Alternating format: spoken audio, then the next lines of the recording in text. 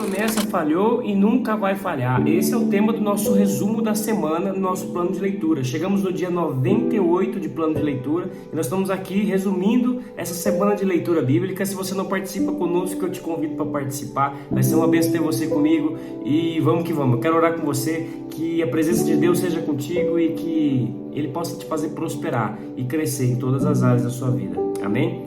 Santo Deus e Pai, em nome de Jesus eu te louvo, eu te engrandeço, Pai, eu engrandeço o teu santo nome e peço, Pai, que a tua mão poderosa seja sobre cada um dos meus irmãos e irmãs que estão aqui buscando ao Senhor, lendo a tua palavra, e talvez alguém que está aqui perdido na internet, ouvindo essa mensagem, que o Senhor possa tocar através dessa ministração, é que eu te peço em nome de Jesus.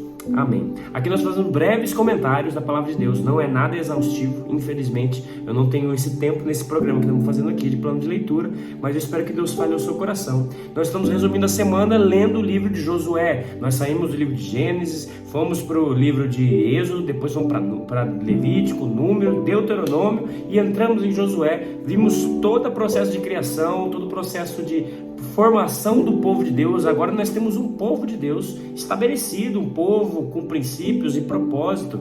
Deus tinha um propósito para o seu povo. Toda demora para essas coisas acontecerem, o tempo que está acontecendo aqui, demorou porque o propósito do ser humano estava ali em conflito com o propósito de Deus. Deus separou um povo para ser uma nação santa, um povo separado, um povo sacerdotal, para que eles fossem como se fosse o farol para as nações. Sabe aquele farol que fica no mar, que indica para o barco, para a embarcação em alto mar, que ali existe um lugar mais raso, uma pedreira, alguma coisa, um farol que é um ponto de localização. Israel era para ser esse povo, e toda aquela pessoa dentro do povo de Israel que não concordava com aquilo, aquela pessoa de alguma forma foi eliminado daquele lugar, saiu, não estava ali, não podia fazer parte, porque Deus tinha um propósito específico para o seu povo, assim como você tem propósitos específicos, assim como você tem sonhos específicos. E toda dificuldade, eu posso dizer assim, do ser humano em andar com Deus é em querer sacrificar seus propósitos e sonhos para conhecer esse Deus.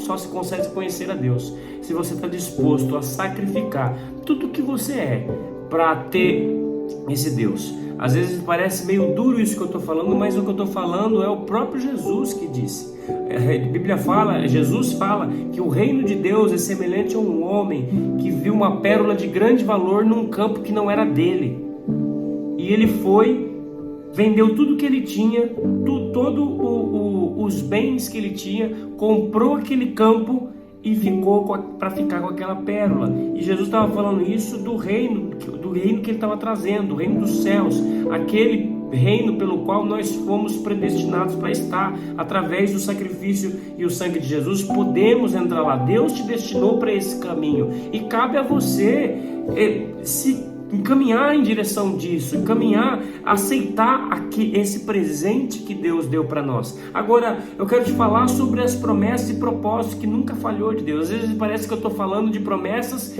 que diz a respeito ao seu bem-estar, aquilo que você deseja. E você já percebeu que nesse vídeo não vou falar daquilo que você deseja, mas sim aquilo que a palavra de Deus prometeu para o povo de Israel.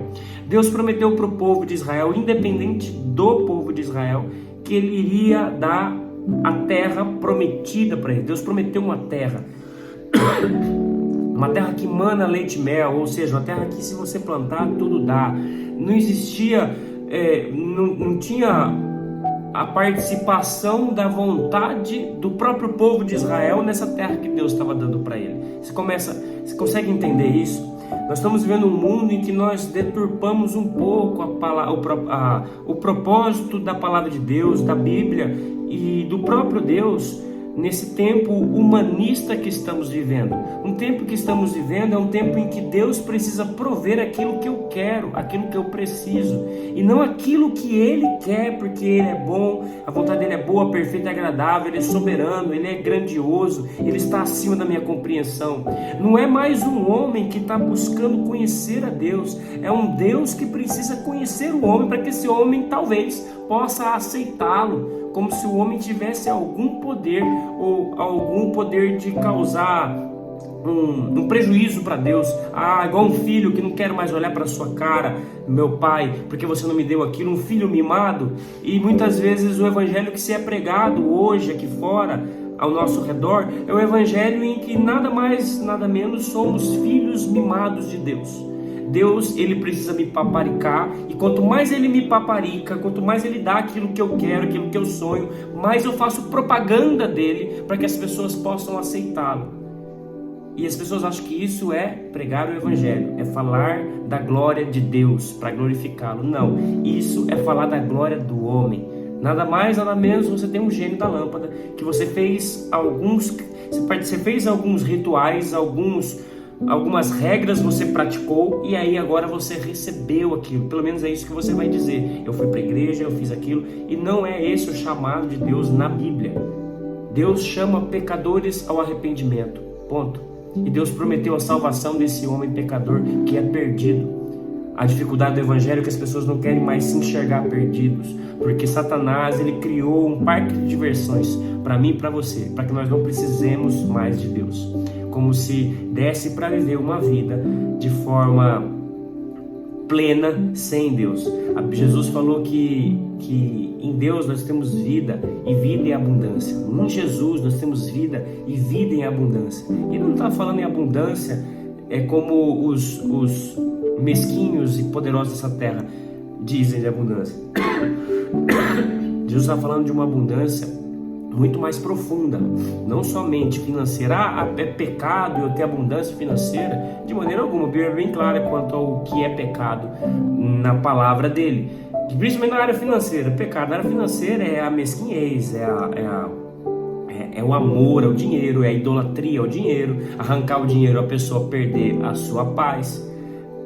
Eu sempre aprendi da minha infância cristã, vamos dizer assim, você quer saber onde está seu coração? Se seu coração no dinheiro está em Deus, arranca dinheiro da sua vida. Veja como que você se comporta. Você que é mais honesto consigo mesmo vai conseguir ver como que você ficou no dia que você não teve dinheiro, ou nesse momento que você está sem dinheiro. Agora, dá muito dinheiro para você e arranca Deus. Você vai perceber que estar sem Deus não é tão prejudicial para a alma humana quanto estar sem dinheiro, porque com dinheiro eu compro aquilo que eu vejo, aquilo que eu gosto, aquilo que eu quero. Deus, ele não é um recurso em que nós podemos gastar e gastar e gastar. Deus, ele é a própria destino para onde nós estamos caminhando, e Jesus veio nos capacitar para esse destino, nos preparar para esse destino, e não uma preparação como um treinador faz com o seu aluno, mas uma preparação espiritual onde você entrega a sua vida a Jesus, porque você fracassou, você pecou. Agora ele não pecou e ele morreu por você. Como que é entregar essa vida? É aceitar que você pecou. Eu pequei, Jesus não pecou, e agora o sacrifício dele paga o meu pecado. E eu espero que Deus possa abençoar a sua vida nesse dia. Espero que esse vídeo seja bênção para você. E aqui fica o nosso vídeo. Que Deus possa te abençoar poderosamente, e você lembrar que Deus nunca falhou em suas promessas. Ele prometeu que ia te salvar, e Ele vai te salvar. Eu não sei se esse vídeo vai servir para você, porque talvez você viu a manchete desse vídeo e acha que Deus precisa te dar alguma coisa. Não, Deus precisa te salvar. Amém? Que Deus possa te abençoar poderosamente. Um forte abraço para você e tamo junto.